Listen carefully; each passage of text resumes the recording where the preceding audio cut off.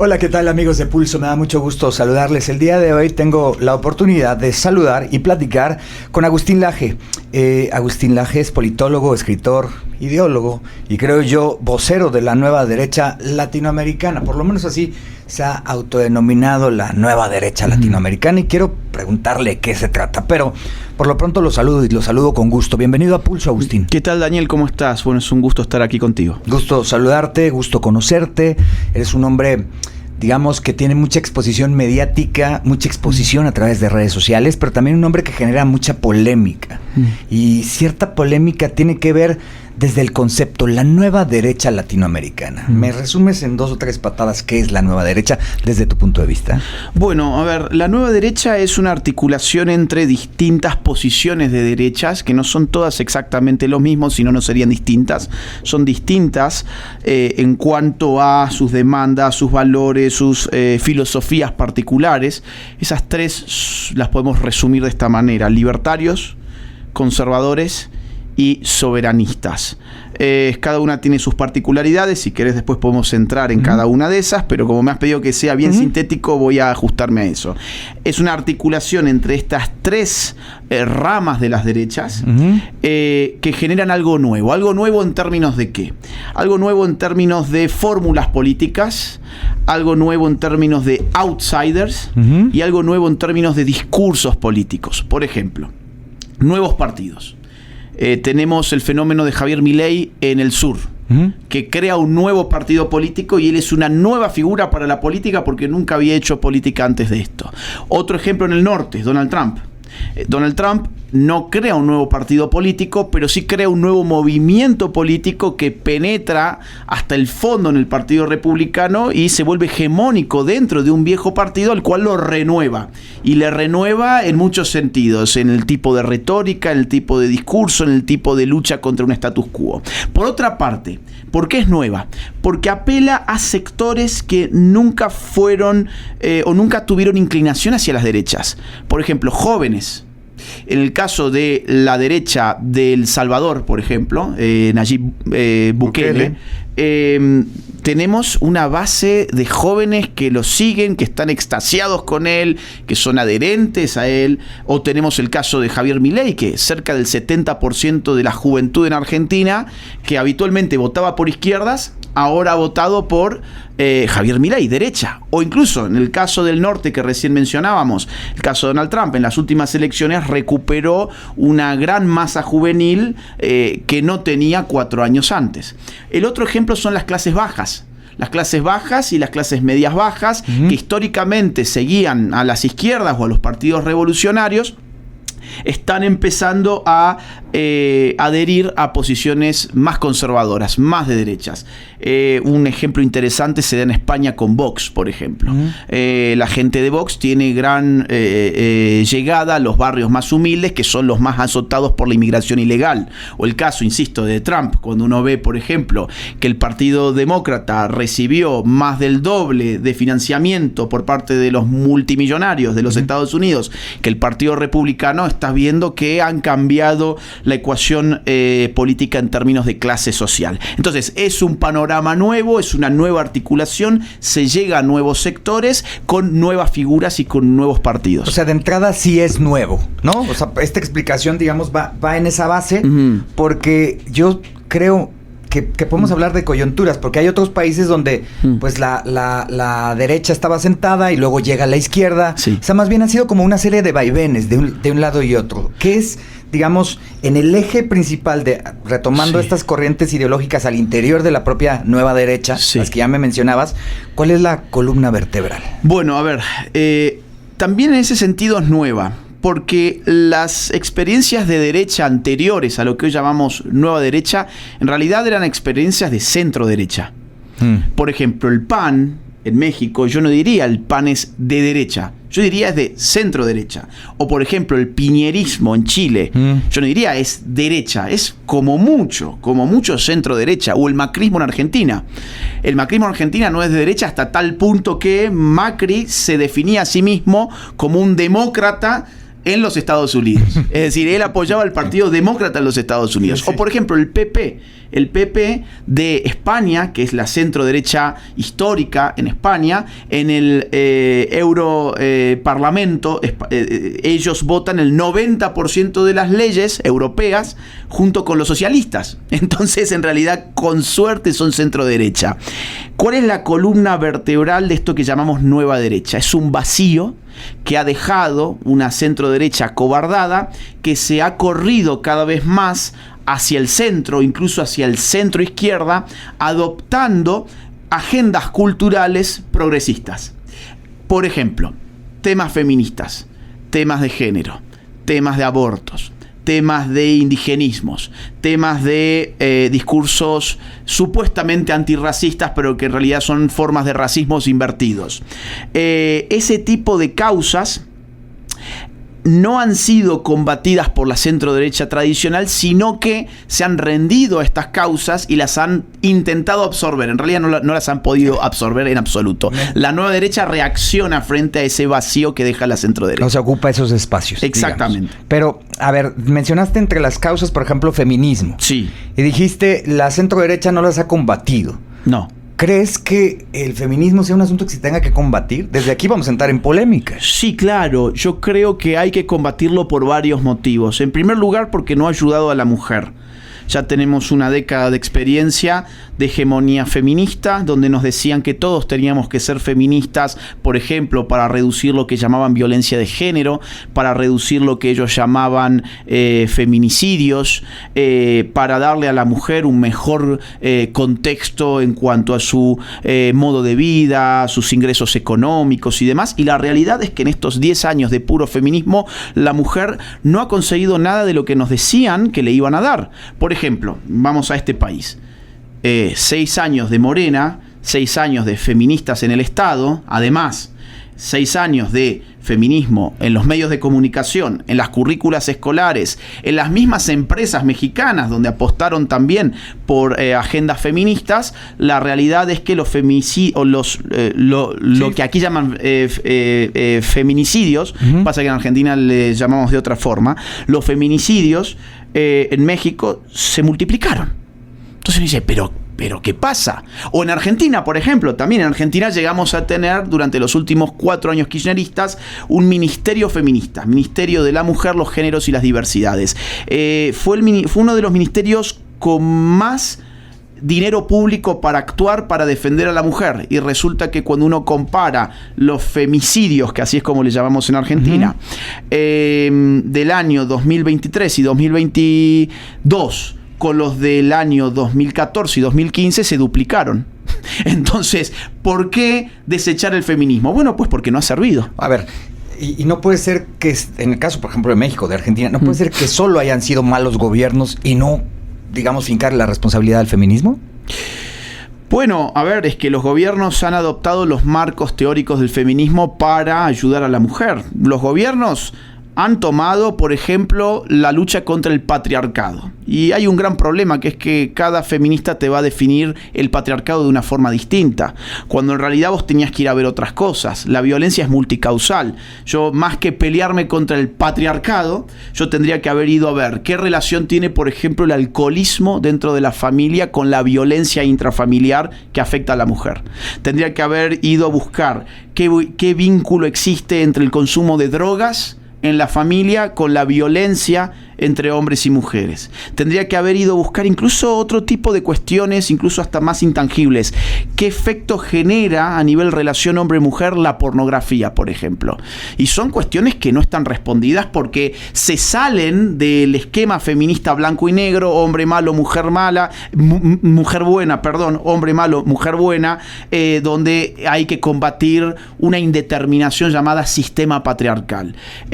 Yo veo que en este país, por ejemplo, cada vez que llega el 8 de marzo tenemos un montón de manifestaciones, incluso muchas de ellas muy violentas. Pintas, gritos, consignas. Atacan no solamente instituciones públicas, también privadas, consignas, incendios, ataques. Digo, bueno, a ver, ese es un paradigma fallido. ¿Tú no crees que haya una deuda histórica con la mujer? en razón de la falta de oportunidades. Primero el hombre sí podía votar, luego la mujer tuvo que buscar una chance para votar, por poner un ejemplo, ¿no? Y yo, a ver, no me puedo considerar feminista, pero sí establezco una serie de ideas en donde planteo que sí puede haber digamos, en el péndulo, un ligero rebase, porque había una deuda con las propias mujeres. ¿Y quién paga la deuda? O sea, a ver, yo no le debo nada a nadie. ¿Por qué tengo que pagar yo una deuda de algo que aconteció en el siglo XIX? O que aconteció en la primera mitad del siglo XX. Yo que vivo en el siglo XXI y que nací en 1989. Dice el feminismo, que tratan de erradicar la violencia sexualizada, el sexismo y el racismo. Yo creo que todos estamos de acuerdo con eso, ¿no? Sí, pero no es cierto lo que dicen. Vamos a poner un ejemplo. La igualdad de remuneración por igual en el trabajo. Pues de acuerdo. Sí, pero otra vez, no es cierto. A ver, pero dime que no es cierto. Bueno, vamos. Porque esos son los principios básicos. Dicen que van contra el sexismo, pero ¿alguna vez viste que fueran a querer cancelar a Bad Bunny, por ejemplo? No, de hecho, ¿No te parece? Muchas mujeres van a ver a Bad Bunny. Y muchas feministas reivindican a Bad Bunny. ¿Por qué? Porque Bad Bunny, al mismo tiempo que te da la letra totalmente sexista, totalmente cosificante de la mujer, pero si el movimiento feminista quiere oponerse a Bad Bunny, sabe que va a tener un gran problema con sus propias militantes. Porque además, Bad Bunny se viste de mujer. Exacto. Besa a otros hombres. En esta idea, no se pone una falda. Exactamente. Que yo entiendo, a ver, yo no lo conozco, ni tampoco conozco muy bien su música, lo que he escuchado me parece terrible, pero es como su fórmula de conectar, ¿no? Está vendiéndose. Está vendiendo en un sistema que compra estas cosas a nivel cultural. Okay. Pero entonces, número uno, sexismo. Yo voy a creer que ellas luchan contra el sexismo el día que yo vea a las feministas tratando de cancelar no solamente a un sacerdote que nadie va a salir a defender, sino que vayan a cancelar a alguien con poder cultural de verdad, a Bad Bunny. Hasta que yo no vea eso, yo no les voy a creer que van contra el sexismo. Número dos, me dijiste abusos. Sí. Bueno, a ver, en realidad el abuso según de quién venga. Porque, por ejemplo, en Chile, en las últimas elecciones, se descubrió que Gabriel Boric había acosado a mujeres y el movimiento feminista llamó a silenciar a sus propias militantes porque podía ganar la derecha si esto se convertía en un escándalo nacional. Lo mismo ha pasado ahora en Argentina, donde se descubrió que Alberto Fernández, el expresidente argentino kirchnerista de izquierdas, golpeaba a su mujer. Están las fotos de la pobre mujer con los ojos hinchados y morados. Pública. Y el movimiento feminista no dijo absolutamente nada. Lo mismo acaba de pasar en Colombia, donde gente muy próxima a Gustavo Petro ha acosado a mujeres y está involucrado en ataques contra mujeres, y ninguna feminista en Colombia salió a manifestarse en contra de eso. Entonces, ¿es según quién? Esto es un movimiento político ideológico. No es cierto que vayan en defensa de la mujer.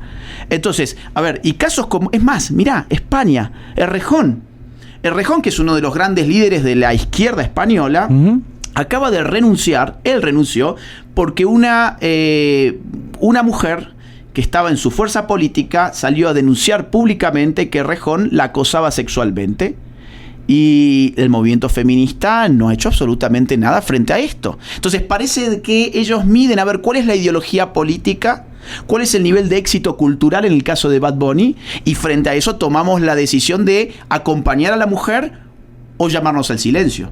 Porque, Agustín, seres humanos, hombres o mujeres, en derecha o en izquierda, hay buenos y malos en todas partes, ¿no? Sin dudas.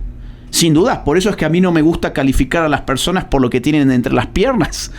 Porque caería en el absurdo el que caen habitualmente en las feministas, que es mujer buena, hombre malo. Pero cuando el hombre malo resulta que políticamente es de izquierdas, entonces ahí ya no es tan malo. Ahí ya tenemos que silenciarnos todas, porque si no va a ganar la extrema derecha. De hecho, en México... creo que jamás había habido tal cantidad de feminicidios, pero tampoco vi un movimiento de mujeres muy marcado, salvo excepciones en los 8 de marzo, en donde el Palacio de Gobierno allá en la Ciudad de México se blindaba, pero pues no pasaba más nada, ¿no? Totalmente. O sea, no estuvo en la agenda, en la narrativa del día a día. No estuvo en la narrativa porque muchas de ellas sus líderes están metidas en el gobierno. Entonces no van a dispararse sobre sus propios pies. Ahora, la otra cuestión que vos mencionaste, que no la quiero dejar tampoco afuera, es lo que vos me decías, igualdades laborales. Sí. Bueno, eso tampoco es cierto. Feministas. Yo no estoy planteando, No. Yo lo sé, pero es que me parece interesante ir a todos estos puntos porque son los que habitualmente se ponen sobre la mesa. Igualdad en la remuneración. Sí, por trabajo. Bueno, claro. A ver, vamos a ver. La remuneración está determinada por más de 20 variables. Son más de 20 variables las que un empresario toma habitualmente en cuenta, consciente o inconscientemente, para fijar un salario.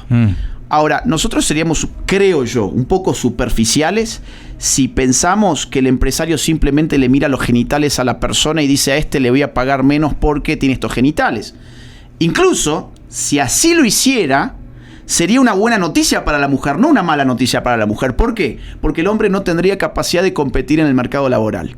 Porque todos los empresarios, por más machistas que fueran, tendrían un incentivo económico inmenso de contratar pura mujer para ahorrarse costos de su empresa, pagándole menos a una mujer que a un hombre. Está interesante. A ver, esto es mercado puro, esto es ley económica pura.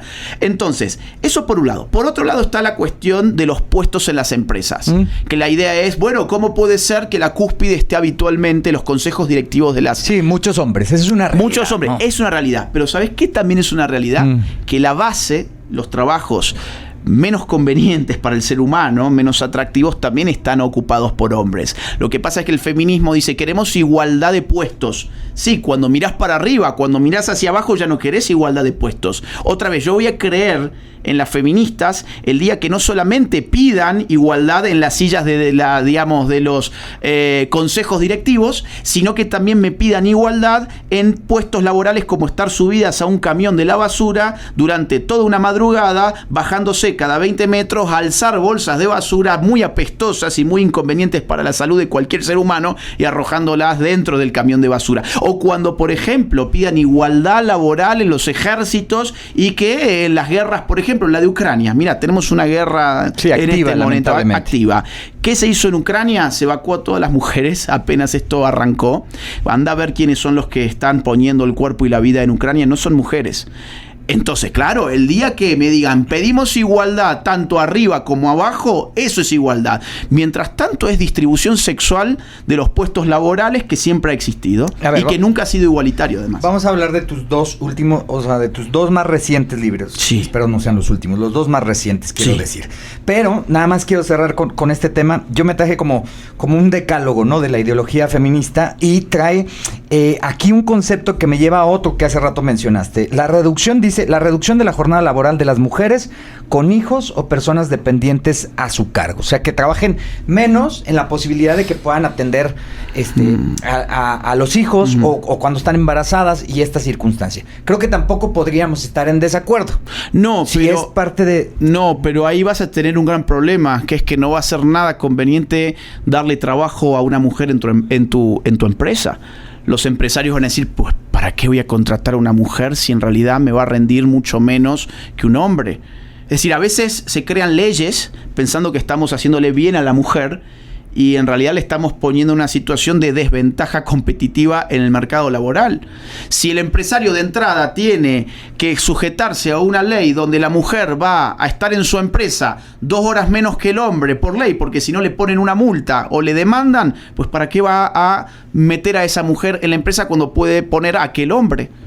A menos que aparezca otra ley que coaccione esa empresa diciéndole que tiene que tener igual cantidad de hombres y de mujeres. Pero ese empresario, si tiene la capacidad de irse de ese marco regulatorio, se va a ir y va a poner su empresa en otro lugar. A ver, y va a empobrecer a la población de ese lugar. Vamos a suponer que te creo en todas, o que me has convencido en todas.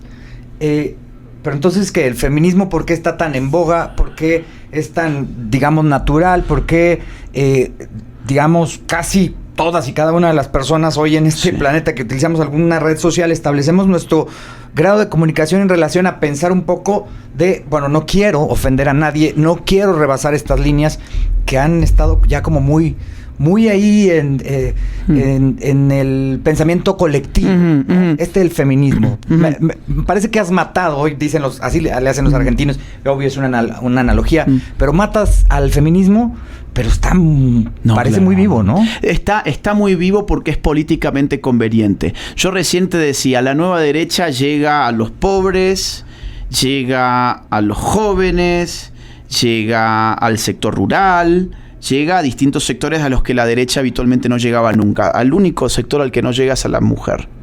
¿Por qué? Porque en los últimos años el feminismo ha provocado un efecto político que se registra en todos nuestros países, que es la izquierdización del voto femenino. ¿Por qué el feminismo conviene? Porque le conviene a un sector muy importante de la política, que es lo que en términos ideológicos podemos llamar las izquierdas. Cuando digo izquierda no me refiero al partido político que lleva en su nombre izquierda, ¿no? Me refiero a partidos políticos como Morena, como por ejemplo el Pacto Social de Gustavo Petro, como el Frente Amplio de Uruguay, etc. Sí. Entonces, cuando uno ve los resultados, por ejemplo, que han tenido las fuerzas que no son de izquierdas en los últimos años, desde que el feminismo es regla, va a ver que la mujer se ha ido por izquierda en general, mayoritariamente.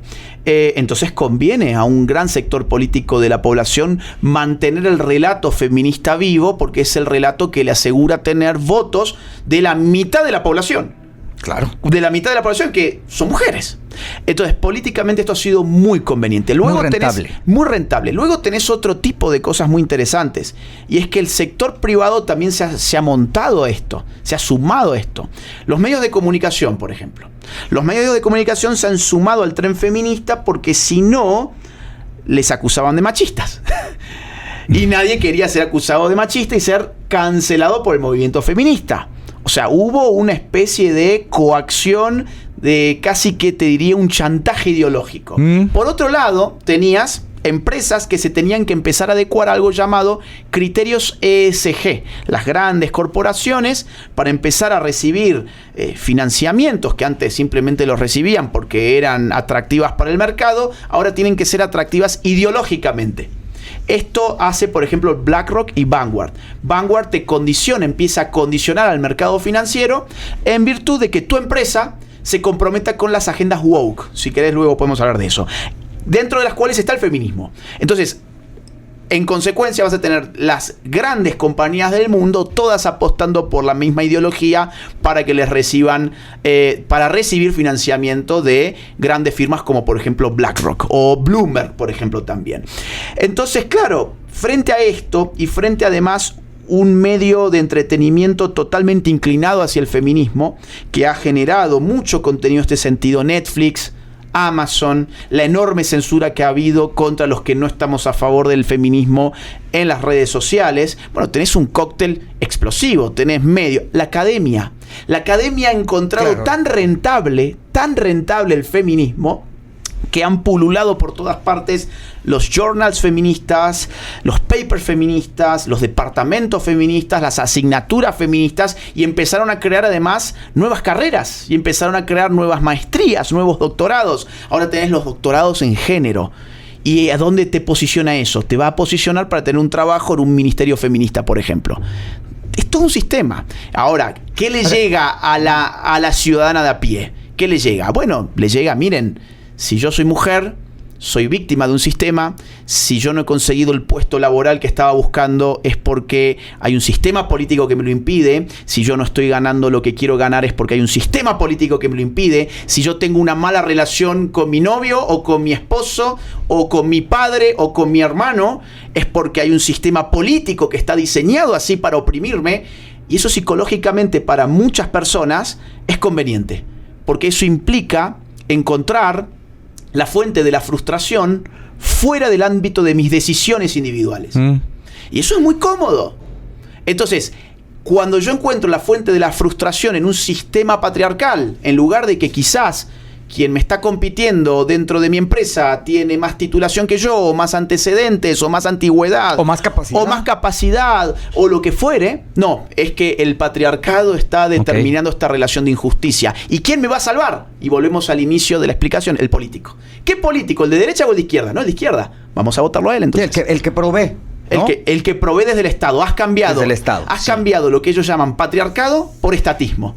y eso es muy conveniente para la casta Y política. ahí entra el populismo, ¿no? Bueno, el populismo yo diría en realidad es otra cosa. El populismo es la apelación al pueblo. El feminismo es la apelación a algo llamado mujer. De la misma forma que, por ejemplo, la ideología de género es la apelación a algo llamado LGBT. El populismo es, digamos así, el núcleo de las demandas, de la idea de que existe algo llamado pueblo, que es homogéneo y que se debe avivar políticamente. El populismo por eso puede ser tanto de izquierdas como de derechas. En cambio el feminismo es generalmente de izquierdas. Está muy históricamente. cargado, ¿no? Ahora, si bien ha habido un feminismo liberal, era cuando el liberalismo era un fenómeno de izquierdas. Ahora, hablas de esta idea como de muy estructurada, de sucede así y piensan así porque esto se planeó así. Pero ¿quién planea? ¿Quién establece esta circunstancia? ¿Hay una especie de alguien, una mente maestra? ¿O se da de manera orgánica? ¿O las cosas se venían haciendo mal desde los países latinoamericanos? Que yo entiendo, no es un asunto solamente latinoamericano, pero se venían haciendo los gobiernos o los ejercicios, las narrativas se venían haciendo mal, que se orillaron a buscar otra opción. ¿Qué es lo que está sucediendo? Te lo pregunto, digamos, en las causas. Mira, a ver, primero como causa, obviamente tenés causas reales. Hay hombres que matan a mujeres. Hay hombres que golpean a mujeres.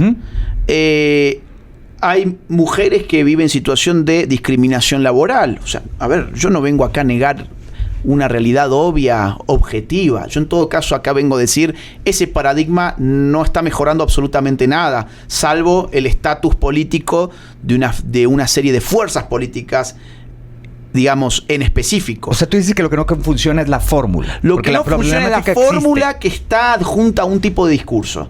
Es el discurso el que genera la fórmula. ¿Cuál es el discurso? Otra vez, que tus genitales determinan tu relación de opresión en el marco de la sociedad. Ahora, si yo pongo a un albañil mexicano que está subido a un andén construyendo un edificio y lo comparo con cualquier estudiante feminista de la universidad de la UNAM, yo te puedo asegurar que el albañil no es el opresor de esa gente. Estás diciendo algo bien políticamente incorrecto. Bueno, a ver. Pero bien políticamente. Sí, y sé que va a molestar, pero lo que pasa es que esta división blanco-negro, el hombre malo, la mujer buena, la mujer víctima, el hombre victimario, no se corresponde con la realidad. Es tan absurdo como que yo venga a decir acá, no hay hombres que maten a mujeres. Por supuesto que lo hay. El problema es que luchar contra eso no puede ser dándole el poder a estas chicas, porque estas chicas en realidad tienen una fórmula que no es precisa. ¿Por qué? Porque no responde a la realidad. Otra vez, ¿por qué no vamos a investigar cuáles son las causas de la violencia contra la mujer? No me digan el machismo así en abstracto, el patriarcado así en abstracto. El patriarcado, dirán. El patriarcado, pero es que pasa que ni ellas están de acuerdo de qué es el patriarcado. ¿Tú odias a las mujeres, Agustín? No, en absoluto. De hecho, lo tengo que preguntar porque me van a decir. No. A ver, te cuento, digamos, una peculiaridad. Mi equipo está compuesto por puras mujeres. Es decir, mi equipo personal, con excepción de mis editores de YouTube, son mujeres quienes me acompañan a las giras, quienes me arman las agendas de prensa. Que tú no viste, es mujer y la voy a contratar por mujer. Porque acá, por ejemplo, en la política hay cuotas de género. ¿Has escuchado de esto en México? Sí, he escuchado y creo que es un atentado contra la democracia. A la gente no habría que condicionarle a quién tiene que elegir por lo que tiene entre las piernas. El pueblo debe votar en virtud de sus apetitos políticos, más allá del sexo. Que ahora son 50% mujeres, luego una parte creo que son 20% jóvenes, o sea que tendrían que ser jóvenes, y 15% de población indígena. Bueno, ¿y qué pasa con los negros? ¿Por qué no ponemos ahí algún porcentaje de negros? ¿Por qué no ponemos ahí un porcentaje de mormones? ¿Por qué no ponemos un porcentaje de evangélicos? No, y ahora se busca que haya, digamos, hay legislación o intento de legislación al respecto, que haya porcentajes para personas de la comunidad LGBT. Bueno, ¿y por qué no ponemos un porcentaje de gente que anda en silla de ruedas? Entiendo que estás siendo irónico, pero ¿cuál es la solución al respecto? No, es que no es irónico. Es la realidad, porque hay ciertas tribus que valen más que otras, porque hay grupos sociales que valen más que otros grupos sociales. ¿Por qué alguien que forma parte de la comunidad LGBT tendría que tener una cuota especial y no tendría que tener una cuota especial, por ejemplo, un enano? ¿O por qué no tendría que tener una cuota especial un evangélico? ¿Pero crees que esa sería la solución? O sea, ¿vamos dando 1% a cada uno? Justamente, eso es lo que te estoy diciendo. Digamos, esa no es la solución. ¿Por qué? Porque hay algo llamado igualdad ante la ley, y el concepto de nación implica igualdad de ciudadanía. A mí no me importa con quién se acueste la gente, cuánto mida la gente, de qué color tenga la piel la gente, no me importa cuánto, si son gordos, si son flacos, si son feos, si son lindos, si son ricos, si son pobres. La idea de la democracia es abstraerte de las características particulares del individuo y concederle un derecho político igualitario. Si es rico, si es pobre, vale lo mismo en la urna.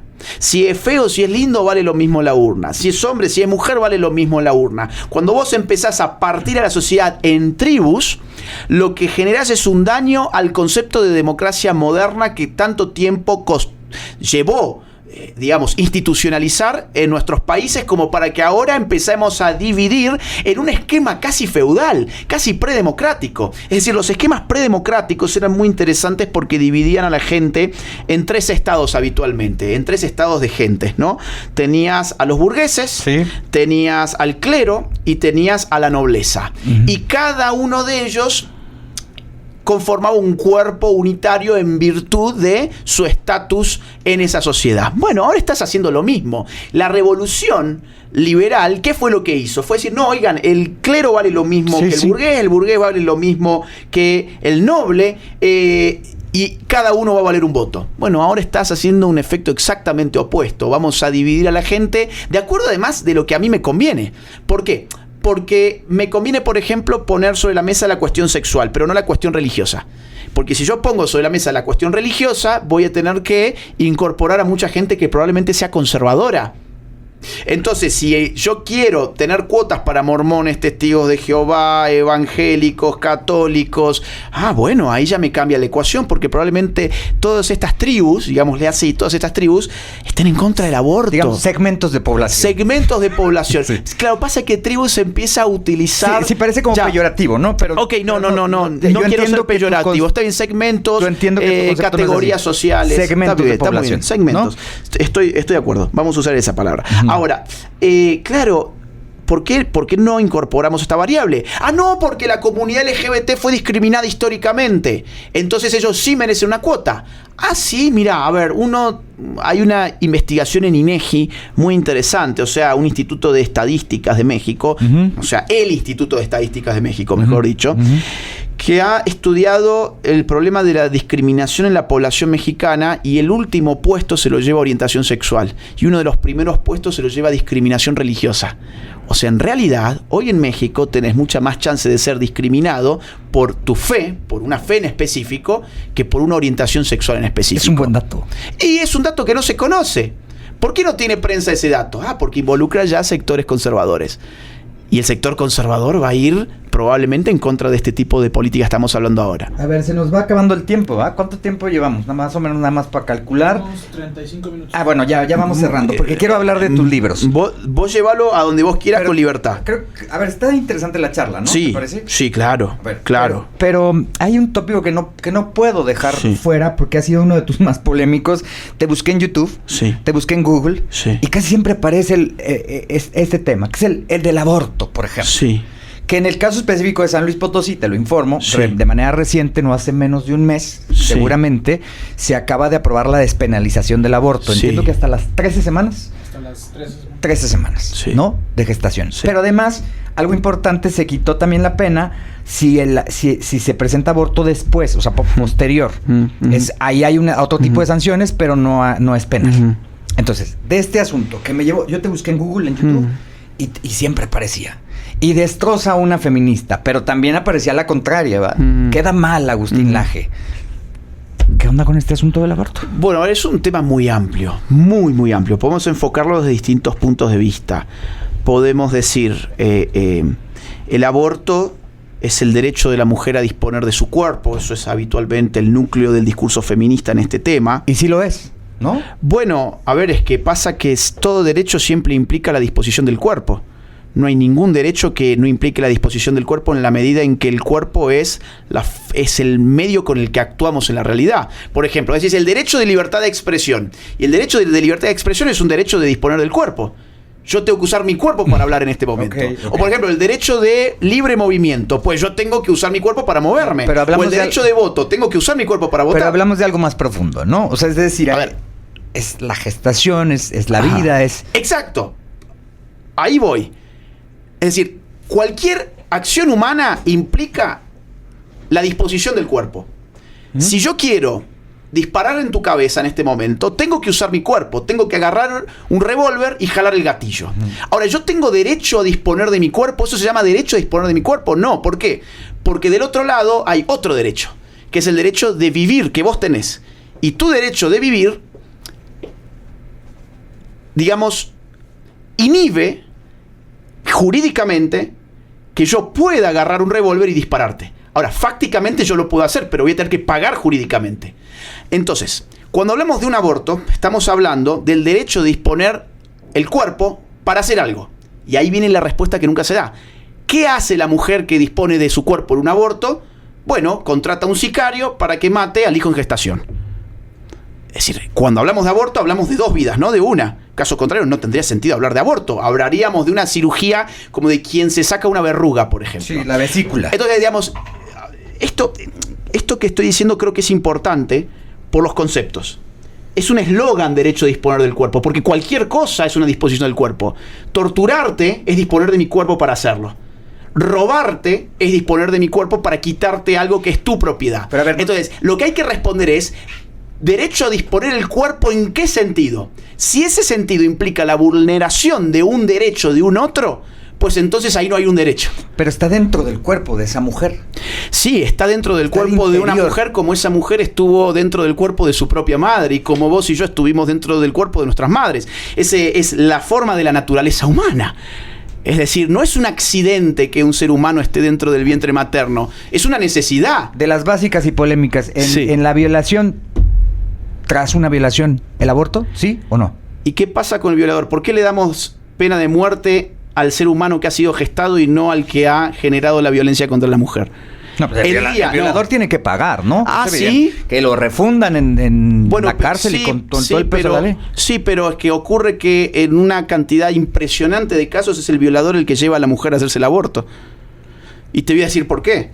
Porque en una violación esporádica, accidental en el sentido de una mujer iba por la calle, tuvo la pésima suerte de cruzar con un violador que la agarró y la violó, la concepción es muy difícil.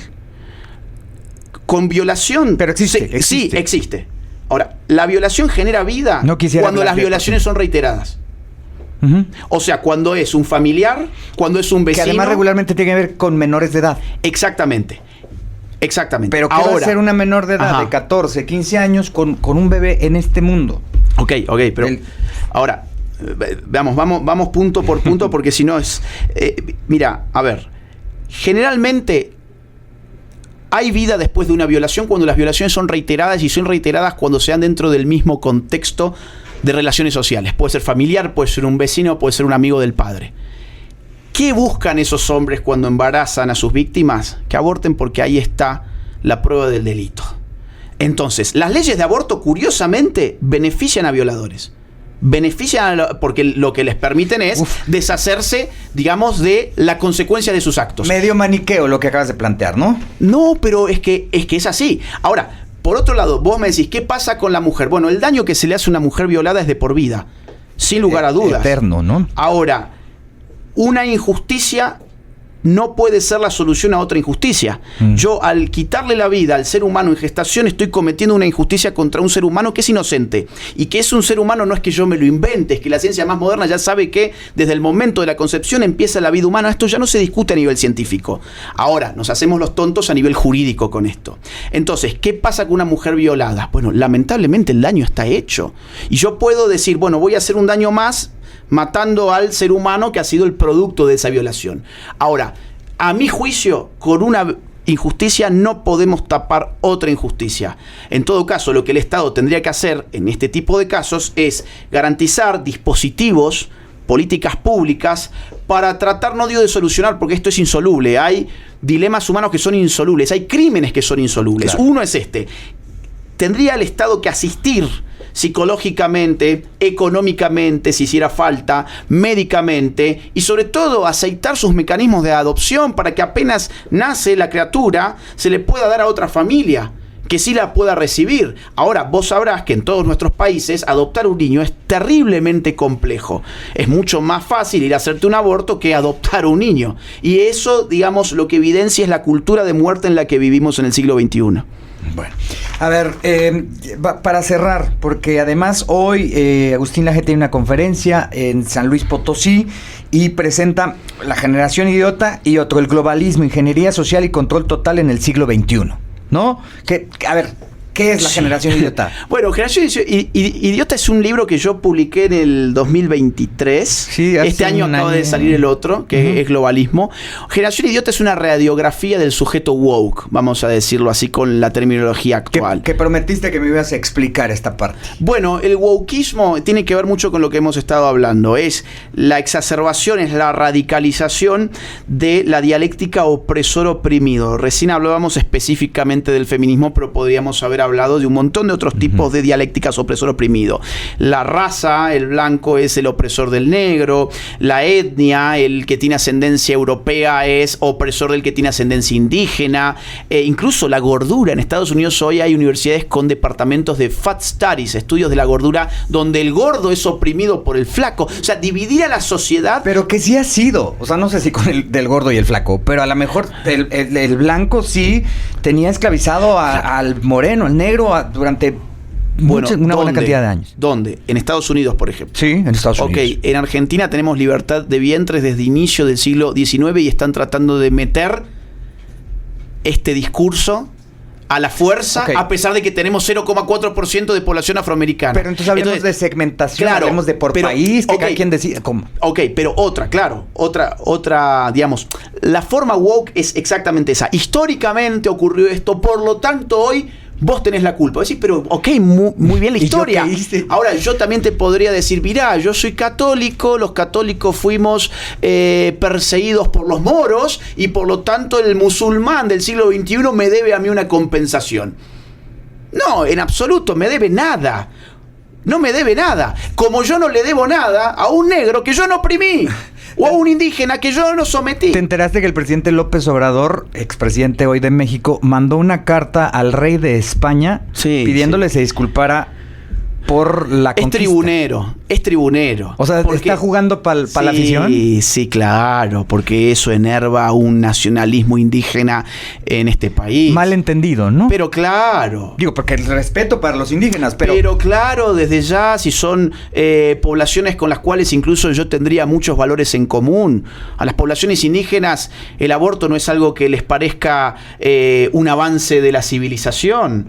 Al indígena el transgenerismo y el LGBT no es algo que le parezca diversidad. No creo. A ver, yo puedo tener muchos puntos de contacto porque son personas habitualmente bastante conservadoras. Muy conservadoras. Yo no estoy en contra del indígena, yo estoy en contra del indigenismo, yo no estoy en contra de la mujer, yo estoy en contra del feminismo, yo no estoy en contra del negro, yo estoy en contra del racismo invertido. Ahora te entendí y espero me entiendas porque te pregunté de si odiabas a la mujer, porque lo quería dejar sobre la mesa. A ver, ¿no? sería absurdo odiar a la mujer. Pero es que sí hay feministas que odian al hombre, eso sí también es una realidad. Ah, bueno, pero claro, el problema es que eso no tiene ningún costo político ni social. A ver, si yo escribiera, por ejemplo, en una pared, muerte a la hembra, yo puedo terminar preso. Yo jamás escribiría semejante atrocidad y aclaro. Ahora, ¿por qué escribir muerte al macho es algo fantástico? Sí, y en las paredes incluso. Oye, a ver, hijo, es que tengo tantos temas, pero la Agenda 2030, que tú has satanizado, pero a ver, dice, erradicar la pobreza extrema y el hambre. ¿Qué está mal ahí, Agustín? Nada, está genial. Lo que está mal es pensar que necesitamos burócratas internacionales que nos digan que está bien erradicar la pobreza y reducir el hambre. Combatir la desigualdad y el cambio climático. Bueno, a ver, bien, ¿no? Ok, vamos a ver, el asunto del cambio climático. Está bien que las naciones tomen las propias políticas para actuar sobre el problema climático en virtud de sus capacidades. Te digo por qué. Porque ahora resulta que las naciones desarrolladas le dicen a las subdesarrolladas qué energías tienen que utilizar cuando las desarrolladas llegaron a donde están porque utilizaron las que ahora no quieren que usemos nosotros. Yo que me hice rico con el petróleo. Exacto. Tú no lo puedes utilizar. Exacto. Entonces, otra cosa es que digan, miren, apostemos a la economía circular, miren, apostemos a una cultura de reciclaje, ¿de acuerdo, pero es que eso no es Agenda 2030, o no solamente eso, también es el tema de México no utiliza este tipo de energía, Argentina no utiliza este tipo de energía, pero tenemos gente que pasa hambre, porque ellos sí lo hicieron y nosotros hoy no lo podemos hacer. Okay. Bueno, porque esto es Agenda 2030. Hablas de las formas, digamos, o sea, los tópicos pueden ser muy esto es una ideológicos incluso, ¿no? Hasta románticos. Esto es una carta a Santa Claus. Sí. Las cartas a Santa Claus son hermosas. Después está el problema de que tu papá o tu mamá tengan el dinero para comprártelo. Claro. Sí, ¿Te das cuenta? El PlayStation 16, pues ¿cómo le hago? Exacto. A ver, entonces, andame a decir cómo se supone que un país pobre como la Argentina vaya a cumplimentar 17 objetivos maximalistas donde te plantean un paraíso terrenal. ¿Sabés por qué lo hacen? Para que no los cumplamos. Porque después de 15 años te van a pedir más objetivos y más metas y por lo tanto más financiamiento y más gobernanza global. La agenda Reloaded, ¿no? 2045. Y que ya está en marcha desde septiembre de este año. A garantizar la igualdad de género y los derechos humanos de las mujeres. Bueno, según a ver, ¿a qué le llamamos otra vez género y a qué le llamamos igualdad? Porque, por ejemplo, si hablamos de igualdad ante la ley, yo pongo la firma ya, la pongo ya. Ahora, en ese objetivo, por ejemplo, hay metas encriptadas. La meta 6 del objetivo 5, que es el que acabas de mencionar, de igualdad de género, trae aborto legal en todo el mundo. La meta 6 del objetivo 5 trae aborto legalizado en todo el mundo. La agenda la promueve la Organización de las Naciones Unidas. O sea, es decir, un acuerdo, entiendo yo, consensuado, colegiado entre las naciones, ¿no? Ok, es muy buena tu pregunta, muy buena. Esta agenda la diseñaron 30 personas que establecieron metas y objetivos. De la ONU, con representantes de países. Exactamente. El problema es que ya ahí partís de un gran tema, que es que la ONU tiene más de 190 naciones. Entonces, ¿cómo se supone que 30 personas representen a más de 190 naciones? Primer punto. Segundo punto, las naciones no votaron a estas 30 personas.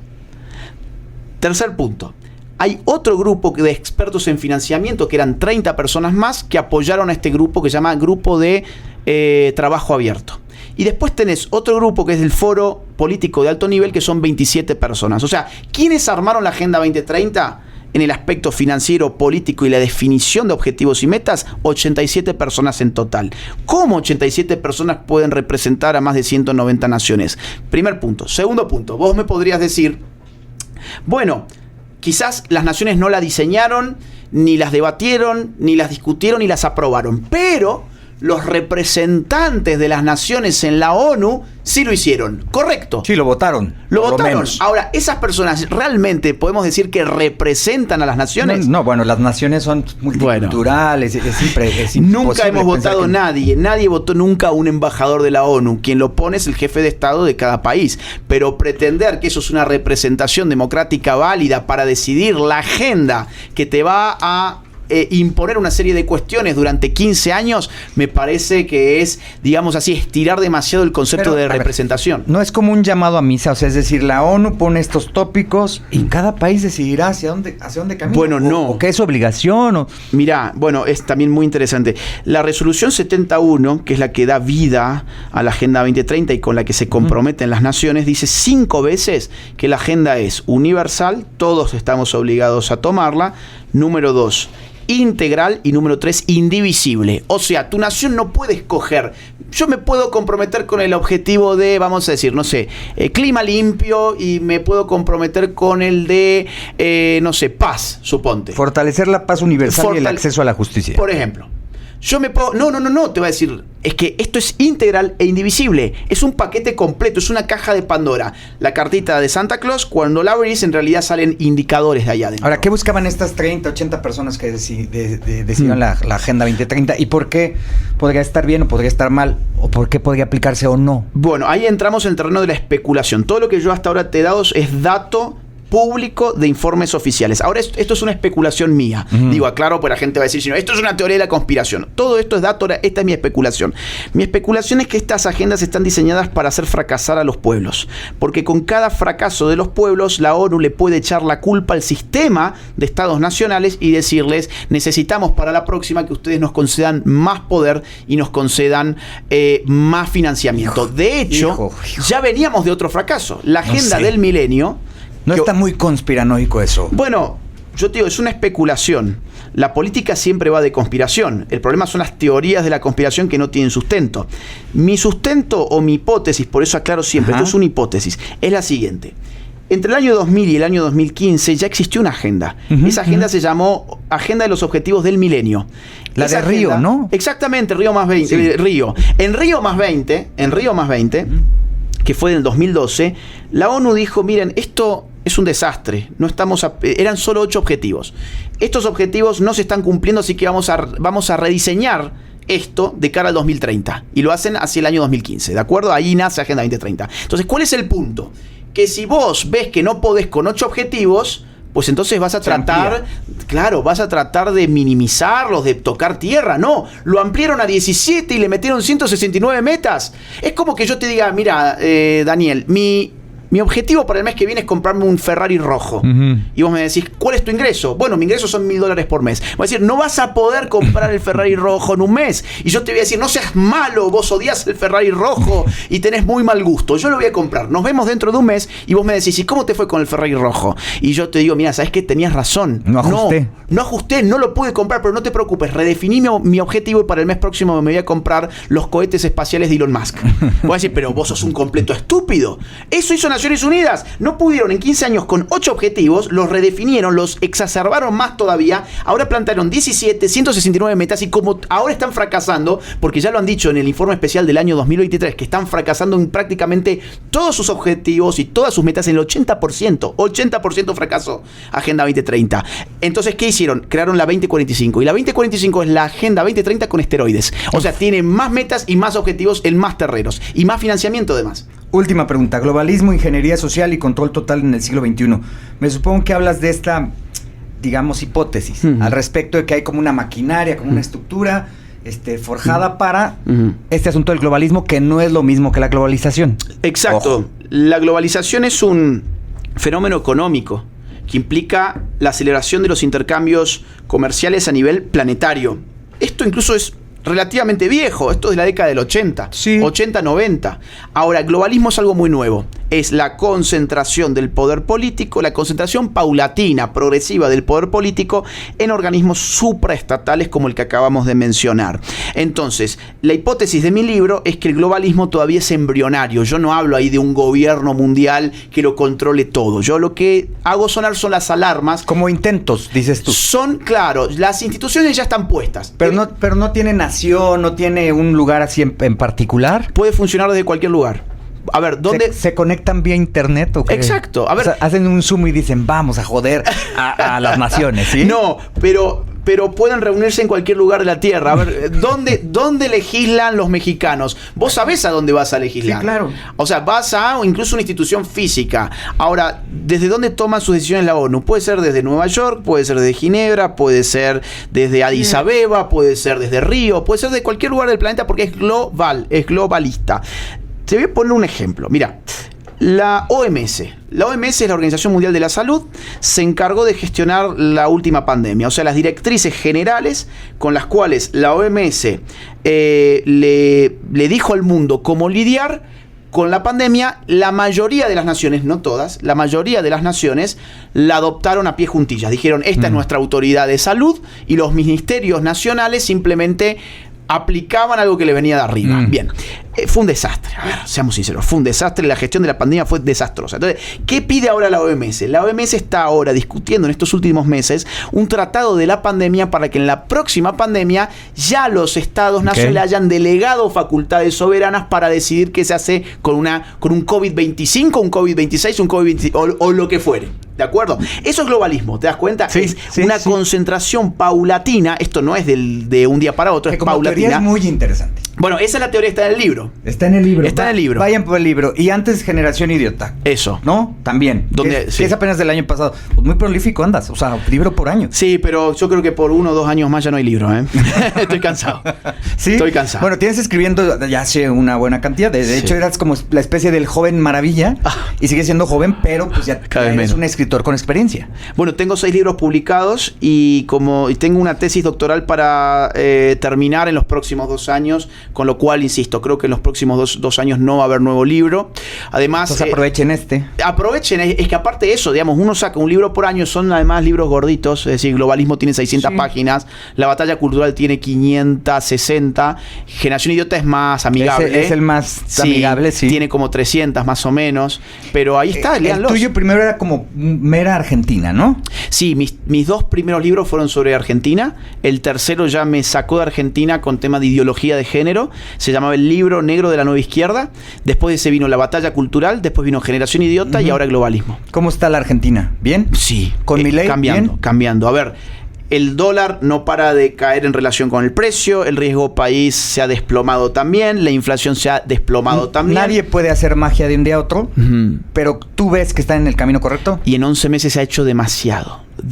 Es tu compa, ¿va? Milei. Es mi amigo desde hace tiempo, sí. Pero además... Es que acá le decimos así a los amigos. Sí. Es tu compa. Sí. Es como tu compadre, pero aunque no lo sea, es como tu amigo. Pero como cientista político, no como amigo de Javier, como cientista político te puedo decir que la transformación que está viviendo hoy Argentina para mí era inimaginable. Inimaginable en 11 meses. Insisto, la inflación ha dejado de ser el tema número uno que le preocupa a la gente. Eso sí es cierto. Cuando lo ha sido siempre. Porque es tu bolsillo, es tu lana, es en el día a día. Bueno, ves muy bien a Argentina. ¿Cómo ves a México? Con esto cierro. Bueno, ahí ya no muy bien, para ser franco. A ver. ¿Pero qué le ves mal? O sea, es decir, ¿qué te preocupa? Me preocupa la visión externa. Me preocupa que la dictadura perfecta, alguien lo bautizó de esa manera, que la dictadura perfecta vuelva a ser una realidad ahora ya no en manos del PRI, sino en manos de Morena. Es decir, la concentración de poder que está habiendo por parte de Morena en este país, y además Morena es un poco la punta de lanza de lo que llamamos Grupo de Puebla, solo que no aparece visiblemente. Grupo de Puebla, que es a su vez una lavada de cara del Foro de Sao Paulo. Sí, como una extensioncita. Es una extensión del Foro de Sao Paulo, o sea, socialismo del siglo XXI. Vienen nuevos vientos para la región, Trump en el norte, Bukele en el centro, Milei en el sur. Yo creo que Chile, Colombia, Perú, que no son naciones de izquierdas, han caído en la izquierda. Creo que van a salir rápido de eso, pero en cambio México sí lo veo bastante complicado. Además son 6 años. Y si son los demonios, ¿por qué la gente sigue votando por los gobiernos de izquierda? México acaba de vivir una elección el pasado junio y Claudia Sheinbaum sacó más votos que López Obrador incluso. Claro. Bueno, clientelismo político, es decir... Bien estructurado, ¿no? Dádivas. Hay que darle a los viejos, hay que darle a los nini, a los jóvenes, hay que darle a la mujer porque es mujer, así que le damos... Son esto que yo recién llamé las tribus, o vos mejor dijiste los segmentos, los vamos a particularizar y a cada uno de ellos le vamos a decir que es víctima de algo, pero nosotros los políticos le vamos a dar su dinero. El problema es cuando el dinero se acaba. Y México es un país poderoso económicamente, pero Venezuela también lo era. Mirá lo que es Venezuela ahora, habiendo seguido ese tipo de políticas sostenidas en el tiempo. Es decir, la riqueza se crea. El problema es cuando uno espanta a los creadores de riqueza. No vaya a ser que Morena termine espantando a los que crean riqueza en este país y el pastel sea cada vez más chiquitito, como ha ocurrido con todas las experiencias que se conocen de las izquierdas en el mundo. Vaya aviso. Bueno, Agustín Laje, muchas gracias. Espero que no sea la última oportunidad de platicar. ¿Te gustó la entrevista? Me encantó. Bien, ¿no? Bueno, ¿sí? Muy buena parte. ¿Te parece que fui muy flan? ¿Fui muy suavecito contigo? No, hiciste grandes preguntas y me has cuestionado como habitualmente me cuestionan los que quieren dar guerra. Sabes que esa no era mi intención, no, lo sabes. Pero creo que funciona para poder explicar a la gente verdaderamente. Funciona, sin lugar a dudas. Porque hoy yo no quiero que tu conferencia se llene de los que están de acuerdo contigo. Yo quiero que tu conferencia se llene de gente que no te conoce, que no te ha leído, que esté abierta a nuevas fórmulas de pensamiento. Mira, a la gente que no está de acuerdo conmigo no tiene nada de malo eso. Lo que tiene de malo en todo caso es no estar de acuerdo con alguien al que no has leído. Yo, para poder estar en contra de la izquierda, he tenido que comerme la literatura de izquierda casi de cabo a rabo. Exacto. Entonces yo les invito, digamos, no simplemente que se opongan a esta entrevista. En todo caso, si quieren oponerse a mí, pues lean mis libros, aunque sea uno de ellos. Y bueno, y si te seguís oponiendo en buena hora, digamos, sería muy aburrido que todos estuviésemos de acuerdo, muy aburrido. A mí por lo pronto me sorprendes porque me parece, insisto, y por eso lo dije desde un principio, eres el vocero de esta nueva derecha latinoamericana. Gracias, Agustín. Gracias a vos.